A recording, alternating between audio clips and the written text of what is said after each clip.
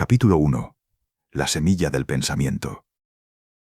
A veces, las grandes historias no comienzan con una batalla, ni con un milagro, sino con el llanto de un niño en una aldea diminuta del Asia Central. Estamos en el año 980 después de Cristo, cuando el mundo islámico respiraba su edad dorada y los reinos persas aún eran jardines del pensamiento. El lugar es Afsana, una aldea de casas bajas cerca de Bukhara. Allí los días transcurren lentos, pero en una de esas casas, la quietud se interrumpe cada tarde. Llegan hombres de túnica amplia, con los dedos manchados de tinta y los ojos fatigados de leer. Hablan de cosas que ningún niño debería entender. Hablan del alma del universo, de los números que sostienen las estrellas y de un Dios que se expresa a través de proporciones. En una esquina, el niño escucha. No interrumpe, no pregunta. Solo guarda las palabras en un rincón que aún no sabe nombrar. El niño es Abu Ali al-Husayn, ibn Abdullah ibn Sina. Siglos después, el mundo lo conocería como Avicena. Tiene apenas 4 años. Ya repite con precisión frases enteras de los sabios que visitan a su padre. Su padre Abdullah es un funcionario del emir samaní, Nu ibn Mansur. Ha pasado por las ciudades del imperio y trae con él libros copiados a mano. Geometría, lógica y poesía persa. Su casa también es frecuentada por los ismaelíes, que hablan de conocimiento secreto y armonía de los cielos. En aquella casa, la religión y la razón no se oponen, se sientan a la misma mesa. Y allí, entre tazas de leche y aceite de lámpara, el niño empieza a oír que el mundo tiene un orden oculto. 5 años más tarde, la familia parte hacia Bukhara. El camino está lleno de polvo y caravanas. A cada paso, el niño ve camellos cargados de pergaminos, piedras preciosas, hierbas medicinales y frutas que nunca ha probado. Esa procesión es su primera biblioteca. Cuando entran en la ciudad, el ruido lo abruma. El pregón de los comerciantes, el sonido de los martillos en los talleres de cobre, las campanas del zoco y el murmullo de las madrasas donde se recita poesía árabe al caer la tarde. Bukhara es un mundo en sí misma. Bajo la dinastía samaní, la ciudad se ha convertido en uno de los centros de conocimiento más brillantes del planeta. Desde la ruta de la seda llegan manuscritos griegos, hindúes y chinos. Los traductores trabajan día y noche. El niño camina entre los estantes de una pequeña biblioteca pública y pasa los dedos por los lomos de los libros como si fueran criaturas vivas. No puede leerlos todos, pero siente que allí dentro hay algo que lo llama. En una plaza, un vendedor de verduras llamado Mahmud al-Masaji le enseña a contar con semillas. Todo número, le dice, tiene una forma y un olor. El niño sonríe, entiende, sin comprender del todo, que el conocimiento puede venir de cualquier boca, incluso de una que huele a cebolla y jengibre. Por las tardes, escucha a los poetas declamar los versos de Rudaki. Por las noches, su padre le explica los textos sagrados y su madre le enseña a reconocer las plantas. A los 7 años ya ha memorizado el Corán. A los 8, recita poesía en 3 idiomas. Un día, cuando Avicena tiene 10 años, un visitante llega a la ciudad. Es Abu Abdullah al-Natili, un erudito itinerante que busca hospedaje. El padre del niño lo recibe en su casa. Al-Natili habla de los filósofos griegos con reverencia. Trae consigo un ejemplar de la Isagoge de Porfirio, los primeros teoremas de Euclides y hasta un mapa del cielo según Ptolomeo. El niño lo escucha fascinado. Durante las primeras semanas copia sus lecciones con disciplina, repite los conceptos y traza figuras geométricas en tablillas de cera. Pero pronto, las preguntas comienzan. Maestro, ¿por qué este círculo no puede tener un centro en movimiento? Maestro, si los cielos son perfectos, ¿por qué cambian de color con el amanecer? Al-Natili, paciente al principio, empieza a incomodarse. Avicena resuelve problemas que su maestro no había previsto. Encuentra errores en las demostraciones, los corrige con humildad y sigue adelante. El visitante comprende que ese niño ya no necesita guía. Una noche, antes de marcharse, le dice al padre: «Tu hijo aprende demasiado deprisa. Pronto no quedará quien le enseñe». Desde entonces, Avicena estudia solo. Pide prestados manuscritos a las bibliotecas y pasa las noches leyendo a la luz de una lámpara de aceite. Hay en él una hambre antigua, entender el mecanismo invisible de nuestra realidad. A los 13 años, la fama del muchacho se ha extendido por Bukhara. Los eruditos lo invitan a recitar fragmentos del Corán y a resolver problemas de lógica frente a los estudiantes. Algunos lo veneran, otros lo temen. Ha memorizado más de lo que muchos sabios olvidan, y sin embargo hay preguntas que lo desvelan. ¿Por qué el conocimiento no alivia el corazón? ¿Dónde se esconde la verdad cuando el pensamiento calla? Capítulo 2. El guardián de la biblioteca invisible. En una pequeña casa del barrio de los escribas, un joven de 16 años enciende una lámpara y prepara una mezcla de hierbas que ha molido con precisión. El enfermo que espera en el patio no es un noble ni un comerciante, sino un viajero sin nombre que tose sangre desde hace días. Avicena lo observa en silencio, mira su piel y escucha el ritmo irregular del pecho. Luego, sin pronunciar palabra, anota algo en una tablilla de arcilla. La medicina, para él, no es una técnica, sino una conversación secreta con el cuerpo. Cada fiebre, cada temblor, cada mirada perdida en el vacío, le habla de un desorden que no siempre es físico. A veces la enfermedad está en el alma, y solo cede cuando alguien la entiende. Por eso, el joven estudioso cura tanto con la palabra como con el remedio. Atiende a pobres, a mendigos y a soldados heridos. Lo hace sin cobrar nada. Su fama crece. De día asiste a los enfermos. De noche estudia a Galeno y a Hipócrates, comparando sus teorías con lo que ha visto en los cuerpos reales. La ciencia empieza a adquirir en él una forma nueva, la de una observación directa, viva, casi compasiva. Aprende a mirar sin juicio. A veces, mientras muele hierbas o toma el pulso a un niño, le parece que cura menos con sus manos que con su atención. Pero el cuerpo no es suficiente. A los 17 años, Avicena siente que algo falta. Ha explorado la medicina hasta donde la experiencia se lo permite, y sin embargo la pregunta más grande sigue sin respuesta. ¿Qué sostiene todo esto? ¿Por qué la vida parece moverse con un orden invisible? Es entonces cuando abre por primera vez la Metafísica de Aristóteles. El libro lo acompaña día y noche durante 1 año y medio. Lo lee 1 vez, 10 veces, 40 veces.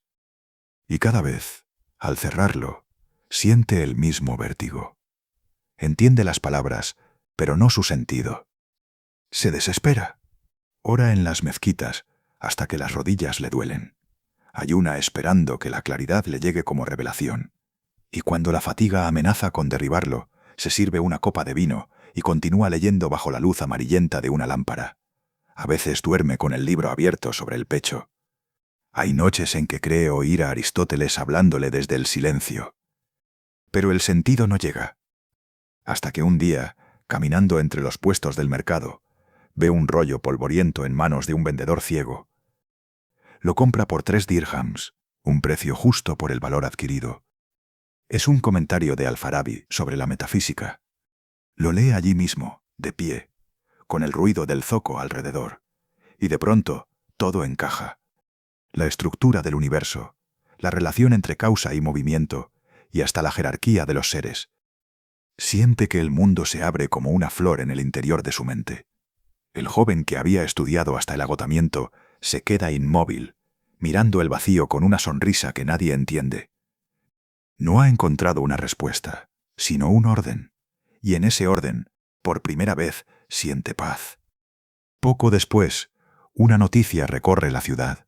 El emir Nuh ibn Mansur, protector de los samaníes, está gravemente enfermo. Los médicos de la corte no hallan remedio. Alguien menciona el nombre de aquel joven médico que cura a los pobres sin fallar. El emisario llega a su puerta una mañana. Avicena acepta. Entra al palacio con paso inseguro, rodeado de tapices, incienso y guardias que lo observan con desdén. El emir yace pálido en su lecho, febril y entre murmullos de desesperanza. El joven se inclina, examina el pulso, los ojos y el aliento. No necesita más. Pide que retiren los remedios anteriores y prepara una infusión de plantas. Durante 3 días permanece junto al lecho, sin dormir, observando cada cambio. Cuando el emir recupera la conciencia, lo primero que ve es aquel muchacho de mirada firme.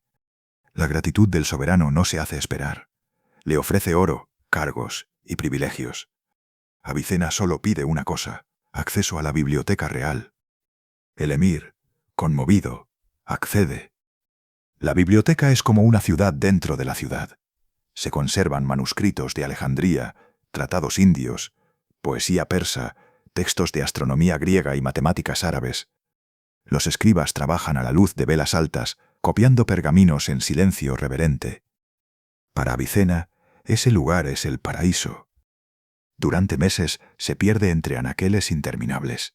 Lee, memoriza, anota. Su mente se expande como si tuviera varias vidas a la vez. Por las noches, al cerrar los ojos, las páginas continúan girando en su interior. Años después, cuando le pregunten cómo logró saber tanto, responderá con humildad: leí todo lo que podía leerse en la biblioteca de los samaníes. Y cuando la perdí, comprendí que ya la llevaba conmigo. Pero en el año 999, el mundo cambia. Desde el este, llegan los ejércitos de Mahmud de Ghazni. Las fronteras del imperio se derrumban como muros de arena. Las caravanas dejan de llegar, las escuelas cierran, los sabios huyen. Bukhara, la joya de Transoxiana, se convierte en un campo de ruinas. Una mañana, mientras el humo cubre el cielo, Avicena corre hacia la biblioteca.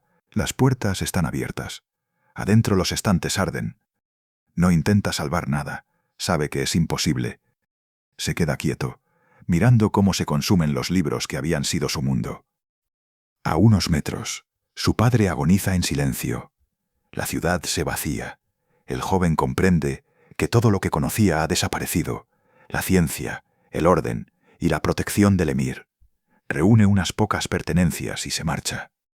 Camina sin rumbo por caminos cubiertos de polvo. Mientras avanza hacia el horizonte, entiende que lo que ha perdido no está perdido del todo. El conocimiento que arde en su interior ya no depende de muros ni de reyes. Él mismo se ha convertido en una biblioteca viva. Capítulo 3. El viajero de los reinos perdidos. Avicena camina con la mirada fija en un horizonte que nunca se acerca. Atrás quedaron las cúpulas de Bukhara, los jardines del emir y las lámparas de aceite ardiendo sobre los manuscritos. Todo lo que una vez fue centro, ahora se ha disuelto en arena. Camina hacia el norte, guiado por rumores de un reino menor. Los mamunids de Juárez está acogiendo a los sabios que han huido del colapso samaní. Gurganj. Ese nombre resuena en su mente como una promesa. Durante semanas viaja en caravanas que transportan seda, medicinas y especias. A cambio de cuidados y diagnósticos, los mercaderes lo alimentan. Por las noches, mientras el desierto duerme, él observa las estrellas y las anota con una precisión que asombra a los demás viajeros. Dice que el cielo es el único mapa que nunca se borra. Cuando por fin llega a Gurganj, la ciudad lo recibe con una calma extraña. Las murallas están cubiertas de inscripciones geométricas, los zocos rebosan de instrumentos de cobre, compases y astrolabios. En el palacio de los mamunids reina una cortesía silenciosa. Cada visitante puede hablar siempre que lo que diga contribuya al conocimiento. Allí, en ese santuario de sabiduría que parece resistir al caos, Avicena encuentra a quien será su espejo, al Biruni, el astrónomo y el médico.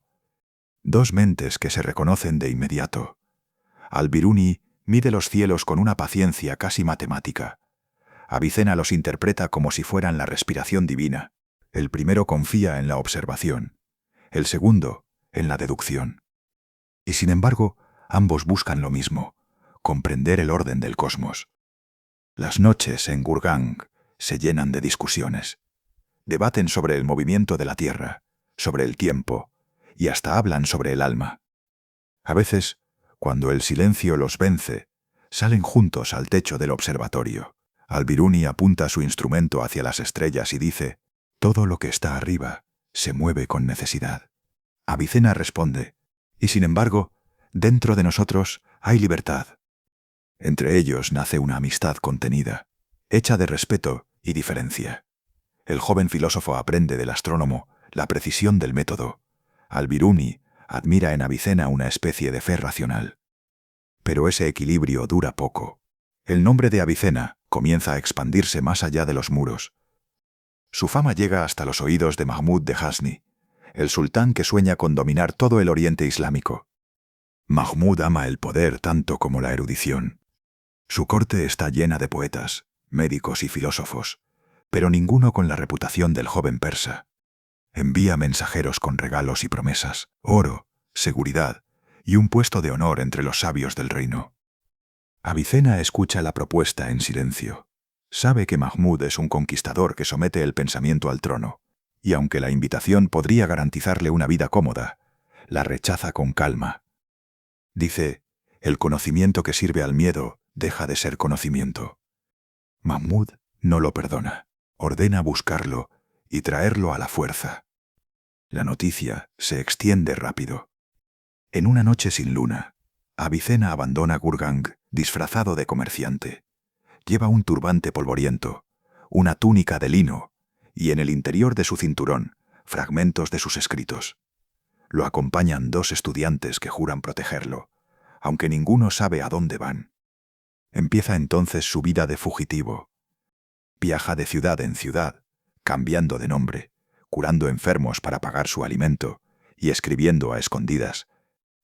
A veces duerme en establos, a veces en casas de campesinos que no saben quién es, pero cada amanecer lo encuentra despierto, observando el cielo como si las estrellas fueran la continuidad de su pensamiento. El exilio, que en un principio era huida, se transforma en método. Avicena aprende a pensar sin lugar. La soledad se convierte en una forma de laboratorio. Las ideas se afilan en el silencio. Años después, dirá que fue en ese tiempo cuando empezó a comprender la relación entre el cuerpo y la mente. Mientras viajaba, observaba cómo las emociones alteraban la salud. El miedo debilitaba, la esperanza curaba. Anotaba sus observaciones en los márgenes de un manuscrito que más tarde llamará Canon de la Medicina. El libro empieza a escribirse entre caminos, sin biblioteca ni aula. Hacia el año 1005 llega exhausto a Rey, una ciudad entre montañas, cercana a Teherán. Los conflictos políticos la han dejado a medio camino entre la guerra y la calma, pero hay espacio para vivir. Avicena alquila una pequeña casa con patio y empieza de nuevo. Pronto los habitantes descubren su talento. Lo llaman el médico que pregunta antes de tocar. Atiende a comerciantes, mujeres y ancianos. A cambio de un plato de pan o un techo, enseña a leer a los hijos de los campesinos. Sus estudiantes lo rodean en las noches, escuchando sus lecciones de medicina, lógica o astronomía. No dicta desde el pedestal del sabio, sino desde el suelo, con las piernas cruzadas y la mirada cercana. En Rai, por primera vez desde la caída de Bukhara, no huye, se detiene. Camina entre los jardines, observa cómo el polvo se acumula sobre las hojas, y siente que la vida puede ser también un experimento lento. Pero la calma no dura. La inestabilidad política regresa. Una noche, rumores de saqueo obligan al sabio a marcharse otra vez. Se despide de sus discípulos y de la pequeña casa que había empezado a parecerle hogar. Cuando cruza las puertas de la ciudad, no mira atrás. Los años siguientes son caminos. Hamadán, Qazvin, Nishapur. Ciudades que se levantan y caen como olas. Avicena ahora viaja con un pequeño grupo de fieles. En las alforjas lleva cuadernos, instrumentos de medición y un trozo de carbón para escribir cuando no hay tinta. En los desiertos, el silencio lo envuelve. Las noches son tan claras que cada estrella parece un pensamiento pendiente. Empieza a comparar la vastedad del cielo con la mente humana, ambos infinitos, ambos inabarcables. El viaje se convierte en meditación. Las fronteras dejan de tener sentido. Ya no huye del poder, ni busca refugio. Ahora sigue el ritmo del conocimiento que lo empuja. A veces, en medio del camino, se detiene a escribir. Los pastores que lo encuentran lo observan en silencio, sin entender por qué aquel hombre traza figuras sobre la arena. «Es mi libro», les dice, «y el viento será mi encuadernador». Durante esos años, escribe tratados sobre el alma, sobre la percepción y sobre el movimiento de los planetas. Algunos se perderán para siempre, otros sobrevivirán durante siglos. Pero todos nacen del mismo paisaje, un hombre solo, caminando bajo un cielo que parece ser infinito. Cuando cae la noche, se recuesta en la arena y observa el firmamento. Piensa en Al-Biruni, en Mahmud de Ghazni, en su padre, y en la biblioteca que tanto amaba y que ya no existe. Y sin tristeza, sonríe. Ha entendido que el universo también está hecho de exilios, estrellas que giran sin descanso y planetas que nunca se detienen. Él, un simple hombre, no puede hacer menos. Capítulo 4. El reino y la celda. Los años de errancia han quedado atrás. Ahora, las montañas de Hamadán se alzan como muros grises bajo un cielo espeso. Avicena llega con la misma serenidad con que otros huyen. Nadie lo espera, pero pronto su nombre recorre los pasillos del palacio. El médico de Bukhara, el filósofo que curó al emir moribundo, el hombre que sabe lo que los demás apenas intuyen. El príncipe Shams al-Daula yace enfermo, rodeado de doctores agotados y consejeros que murmuran oraciones.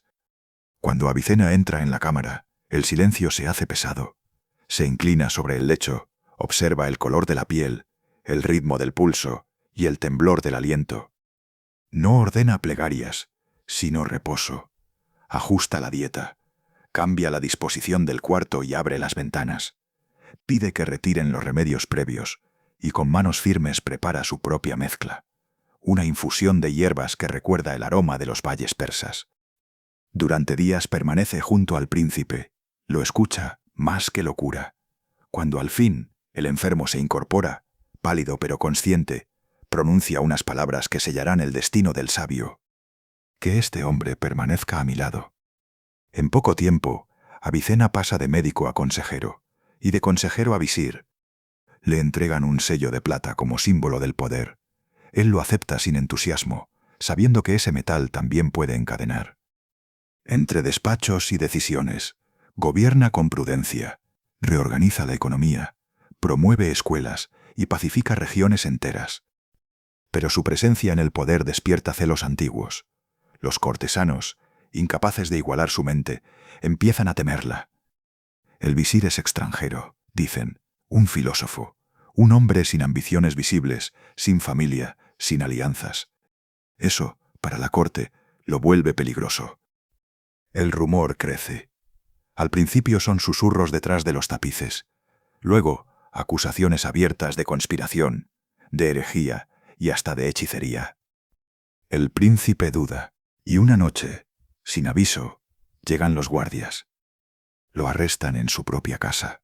No opone resistencia, solo pide que le dejen llevar una lámpara y un pequeño cuaderno. La celda es húmeda, de piedra fría. Durante los primeros días apenas come.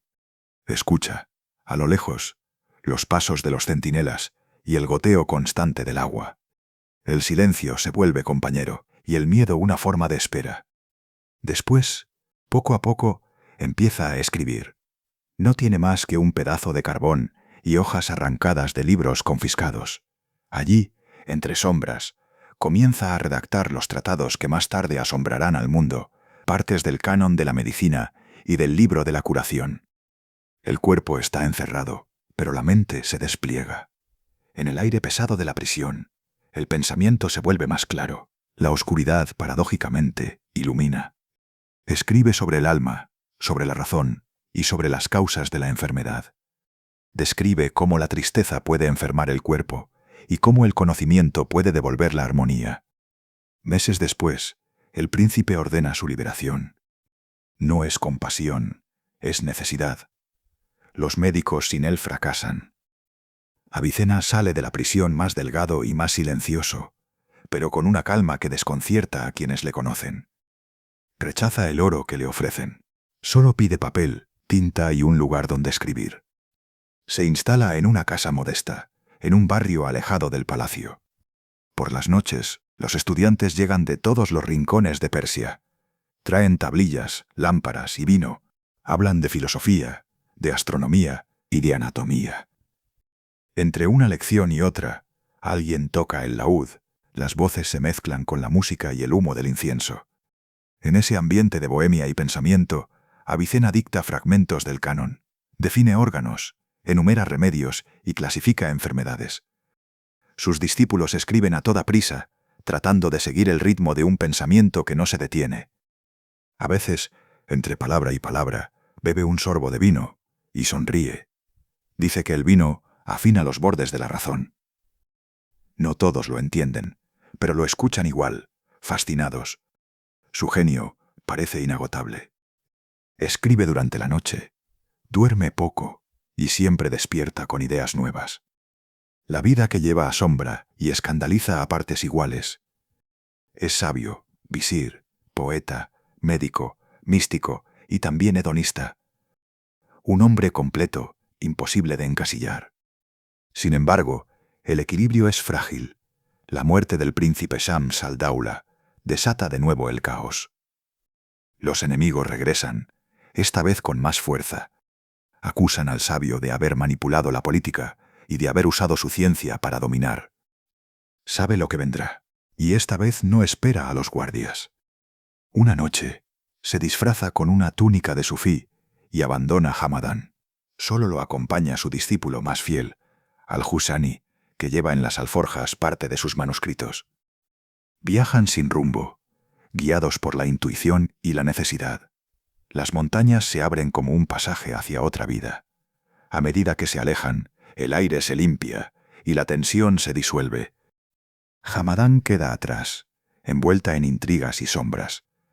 Delante, la llanura conduce a Isfahán. Allí, dicen, gobierna un príncipe que respeta a los hombres de pensamiento. Durante el camino, Avicena calla. A veces, Al-Husani lo escucha murmurar frases incompletas. Teorías, ideas, recuerdos. El maestro parece escribir sin tinta, directamente sobre el aire. Cuando el sol se levanta, lo observa con ojos tranquilos y dice: «He pasado por el poder y por la prisión, y ambos me enseñaron lo mismo, que el alma libre no necesita de muros para existir». Capítulo 5. El último amanecer de Avicena. El camino a Isfahán es largo y luminoso. El viento arrastra polvo de las montañas, pero en el horizonte hay una promesa, un lugar donde nadie lo persiga y donde las palabras puedan reposar. Cuando cruzan las puertas de la ciudad, el mundo parece abrirse. Isfahán los recibe como una respiración profunda. Las calles son amplias, los jardines huelen a agua dulce, y los muros, tallados con inscripciones persas, brillan bajo el sol. El príncipe Ala al-Daula los espera en su palacio. No pregunta por el pasado, no exige fidelidad, solo dice: «Aquí nadie será juzgado por pensar». Avicena inclina la cabeza. En esas palabras hay más hospitalidad que en cualquier banquete. Durante los primeros días, descansa. Se instala en una casa de paredes blancas, con un patio interior donde crecen cipreses y un pequeño estanque refleja el cielo. Allí, el sabio reordena sus manuscritos, separa lo que fue escrito en fuga de lo que merece quedarse. Su vida, por fin, tiene ritmo. Por las mañanas, enseña a sus discípulos. Por las tardes observa los astros desde la terraza. De noche escribe. Alá al-Daula lo honra, le construye un observatorio, le concede copistas y lo invita a los consejos solo cuando hay algo que escuchar. Por primera vez, el saber no es sospechoso, el conocimiento es fundamento del reino. Los años siguientes son una estación suspendida en el tiempo. La mente del sabio se expande como si el universo le hablara sin intermediarios. Su casa se convierte en un centro de sabiduría. Astrónomos, médicos, poetas y filósofos van y vienen, atraídos por su amplia sabiduría. Allí se perfeccionan los últimos libros del canon de la medicina, ese compendio que siglos después será referencia en Europa y Oriente. Allí también escribe las últimas páginas del libro de la curación, donde el pensamiento se vuelve casi oración. De noche, el maestro sube a la azotea y observa las estrellas. Sus discípulos lo acompañan, llevando astrolabios y cuadernos. El aire es fresco y limpio. Apunta con el dedo hacia Saturno, calcula su movimiento y lo anota. Luego, sin cambiar el tono, les habla del alma. Habla con una suavidad que nadie se atreve a interrumpir. A su alrededor los jóvenes escuchan sin saber que están presenciando algo irrepetible. El momento en que la ciencia y la contemplación dejan de ser contrarias. La razón y la fe ya no discuten, se reconocen. En los patios de Isfahán, mientras la ciudad duerme, el sabio escribe con paciencia de monje. Cada frase es una piedra colocada en el puente que unirá Oriente y Occidente. No escribe para su tiempo, sino para todos los tiempos. Y aunque no lo dice, sabe que esa tarea tiene un precio. El cuerpo empieza a fallar. Las noches son cada vez más largas, los ojos se le nublan y la espalda duele. Pero él continúa. Si detengo la mano, le dice a Al-Juzjani, el pensamiento se me escapará. En el verano del año 1030, el destino vuelve a probarlo. Las tropas de Mahmud de Ghazni irrumpen en Isfahán. La ciudad arde, los soldados saquean los palacios, los templos y las casas. El fuego alcanza la biblioteca. Los discípulos intentan salvar los manuscritos, pero el humo lo cubre todo. Alguien grita que los libros del sabio se pierden. Avicena, en lugar de correr, se queda quieto. Mira el resplandor que consume años de trabajo y pronuncia despacio. Lo que está en mi mente, no pueden robarlo. Al-Juzjani lo mira con lágrimas. Pero el maestro no muestra tristeza. Camina hasta una mesa, toma un cuaderno nuevo y empieza a escribir. En los días siguientes, los discípulos copian de memoria lo que recuerdan de los tratados perdidos. Reescriben el canon, rehacen esquemas y reconstruyen fórmulas. A partir de entonces, su tono cambia. Ya no escribe para demostrar, sino para transmitir. Cada idea lleva un eco de despedida. Habla más de la luz que de la lógica, y más del alma que de los órganos. Todo lo que existe, dice, busca volver a su fuente. Sus discípulos, al escucharlo, sienten que esas palabras son su herencia. En el año 1037, el sabio acompaña a Ala al-Daula en una campaña militar hacia Hamadán. No puede negarse, su lealtad al príncipe es sincera. Pero el viaje lo agota. El cuerpo que durante años resistió insomnios, enfermedades y trabajo incesante, empieza a ceder. Una fiebre lo consume lentamente. No se queja, pide que no lo traten como a un enfermo. Solo quiere silencio y un poco de vino para aliviar el dolor. Durante las noches de marcha, dicta pensamientos breves, frases que Al-Juzjani anota sin saber si son confesiones o descubrimientos. Cuando la enfermedad se agrava, pide detener la caravana. Reparte sus bienes, libera a los siervos y entrega a sus discípulos los manuscritos que aún quedan. Dice, la ciencia debe seguir caminando, aunque yo me detenga. Esa noche, el aire es frío. El sabio yace en una tienda sencilla. No hay corte, ni biblioteca, ni muros, solo el cielo abierto. Cierra los ojos y dice una última frase que nadie alcanza a entender del todo. Todo lo que comprendí estaba ya escrito en el silencio. Al amanecer, su respiración se apaga. Los discípulos guardan silencio. El viento entra en la tienda y mueve los pergaminos. Parece que el aire lee por él. Días después, lo entierran en Hamadán. Su tumba, austera, se convierte con el tiempo en lugar de peregrinación. No de culto, sino de búsqueda. Los viajeros que llegan hasta allí no rezan, piensan. Se sientan junto a la piedra, abren un libro y miran el cielo. Y durante un instante sienten lo mismo que sintió Avicena en sus últimos días, que el conocimiento no muere, solo cambia de forma.